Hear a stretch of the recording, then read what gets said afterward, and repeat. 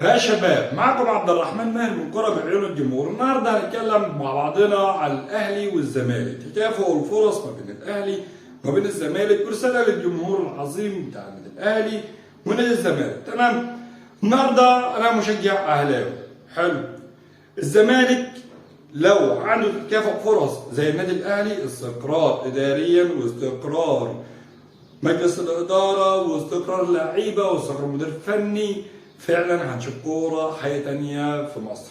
سواء بقى منظور من الحكام او الحكام هنا متحيزه لده او متحيزه لدوت، في هنا اخطاء وفي هنا اخطاء للنادي الاهلي او النادي الزمالك. تمام؟ هيا المشجعين من نادي الزمالك او النادي الاهلي، دلوقتي انا فريق الزمالك او النادي الاهلي بيلعب في دوري الابطال افريقيا والفريق الثاني ما بيلعبش.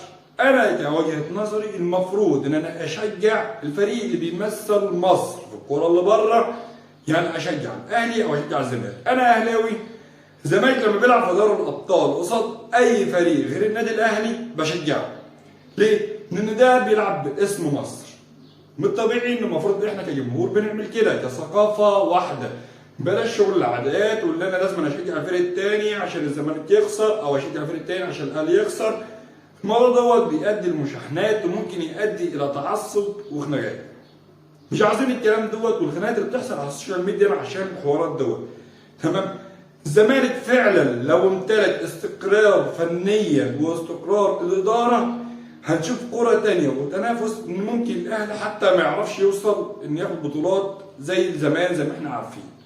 هيبقى في تكافؤ فرص حقيقية فعلا، هنشوف كرة جميلة جدا ما بين القطبين، ما بين الاهلي والزمالك، ومنافسة شديدة جدا. انا واحد اهلاوي بقول كلمة الحق. تمام؟ في عندك مشجعين زمالك بيطلعوا يتكلموا عن قناتهم اليوتيوب، انا زملكاوي بس كل قناتي كلها دايرة عن النادي الاهلي. صفقات النادي الاهلي بيلعب مش عارف حته فلانيه، اداره النادي الاهلي، راعي الناس في النادي الاهلي. طيب فين الزمالك يا عم؟ بيقول لك ايه؟ الزمالك خسر الماتش الفلاني، بس يعني انا اطلع انتقد الزمالك في خسارته. طب ماشي، فين انتقادك للزمالك في مكسبه؟ يعني حبك للزمالك فين؟ انا مشجع زملكاوي بس بكسب بالزمالك واكسب تعاطف النادي الاهلي وان انا بشجعهم من اللمه الثانيه، ده كلام مفروض. طب خلاص غير انتمائك وخليك اهلاوي. ما تقولش انا زملكاوي، تقول معايا ملايين المتابعين بيشاهدوني ولازم اقول كلمه حق.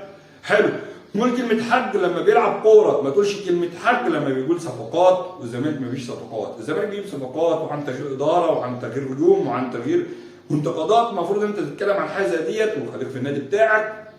لما الاهلي يلعب بره مع فريق بره ممكن تتكلم عليه عادي، ما فيش مشكله، ده رسالتك للجمهور والزملكاويه هيحبوك. اما الزملكاويه دلوقتي انت مش مننا، انت اهلاوي بس بتقول ان انا زملكاوي عشان نتفرج عليك.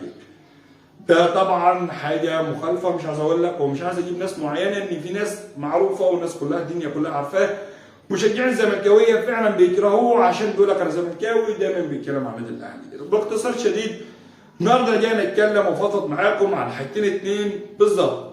الزمالك لو استقر هيعادل النادي الاهلي وممكن يفوقه كمان ويبقى وحش افريقيا بلا منازع مع النادي الاهلي، وهنشوف منافسه رهيبه جدا ما بين الزمالك والنادي الاهلي. تمام؟ لو حابب الفيديو وحابب تشوف مشاهدات تاني وحابب تشوف فيديوهات تانيه، معكم عبد الرحمن ماهر، اشترك في القناه وفعل زر الجرس. والسلام عليكم.